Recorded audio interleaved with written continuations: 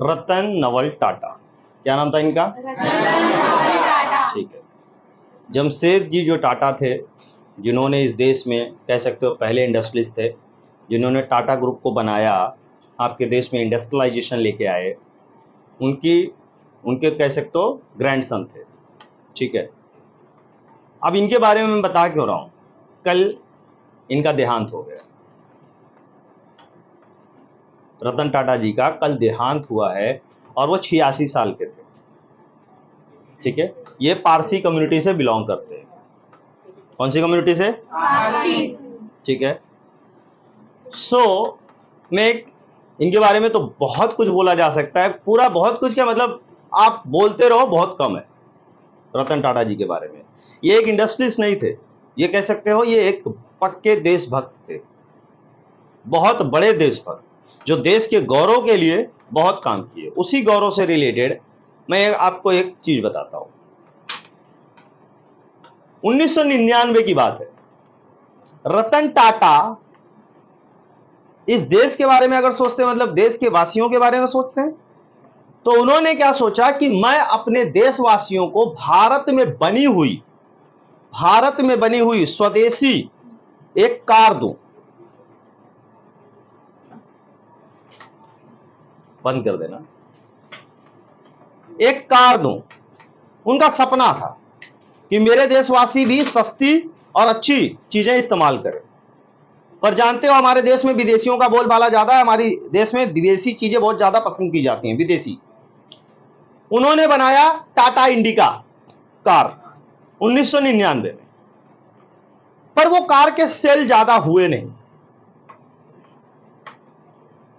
Cell नहीं होगा तो लॉस में जाएगी कंपनी, लॉस में गए।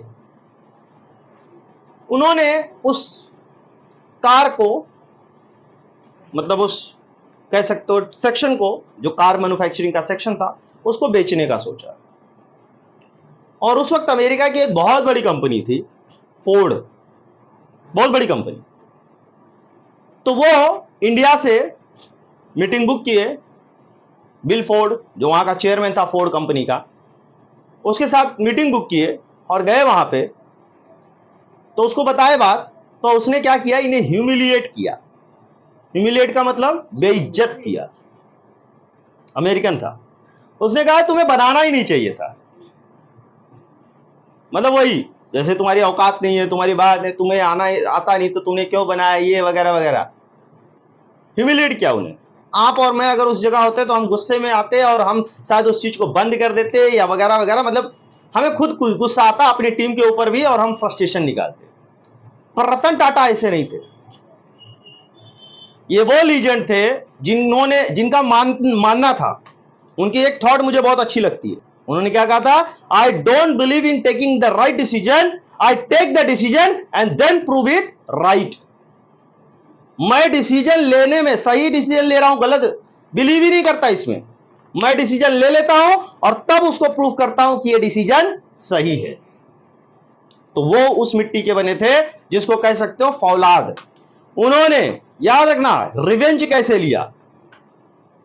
ये 2008 में रिसेशन आया था, 2007-8 में फोर्ड कंपनी पूरी तरह से बैंकरप्ट हो गई और टाटा जी उसी चीज में अपने उस फेलियर को फेलियर नहीं समझे, उसको सक्सेस का रास्ता समझे और उस टाटा मोटर्स में काम करते गए और टाटा मोटर्स आगे बढ़ता गया।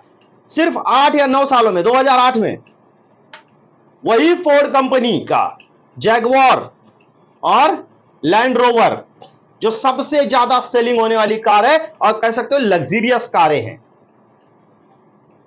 टाटा जी को बुलावा भेजा गया। टाटा जी गए कैश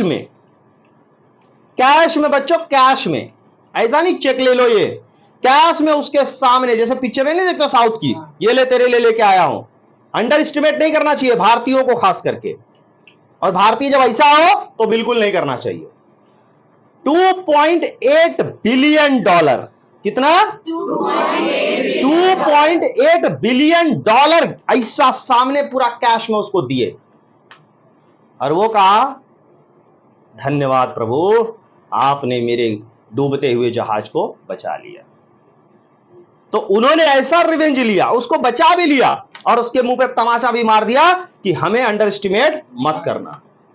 तो ऐसे महान शख्सियत का कल निधन हुआ है और कहीं न कहीं इन्होंने इस देश के लिए बहुत कुछ किया है। आप सोच भी नहीं सकते इन्होंने इस देश को क्या दिया है। आप हर एक चीज जो इस्तेमाल कर रहे हो ना, वो कहीं ना कहीं टाटा से जुड़ी हुई है। हर सेक्टर में इन्होंने काम किया इस देश को बनाने के लिए, इस देश को आगे। ये शादीशुदा नहीं थे, शादी नहीं किया था इन्होंने, बस इस देश के लिए करते रहे। टाटा नैनो इनका ड्रीम प्रोजेक्ट था कि एक middle class, lower middle class बेचारा आदमी, लोअर मिडिल क्लास जो सपना देखता है कि मैं भी कार लूं, कार की कीमत 5 लाख 6 लाख 7 लाख उसके नीचे नहीं रहती है, ऑन रोड आते आते 2 लाख 3 लाख और बढ़ जाता है। लेकिन इस व्यक्तित्व ने सोचा कि मैं अपने उस गरीब जनता को भी कार में चलने का सौभाग्य प्रदान करूं। इसीलिए इन्होंने टाटा नैनो प्रोजेक्ट लाए थे और टाटा नैनो दिया इस देश को मात्र 1.5 से 2 लाख रुपए में, जितने में आपको रिक्शा मिलती है, ऑटो रिक्शा। तो इनके लिए थोड़ा सा 2 मिनट खड़े हो जाओ, भगवान इनकी आत्मा को मोक्ष प्रदान करे, शांति प्रदान करे। ठीक है, आंख बंद करो।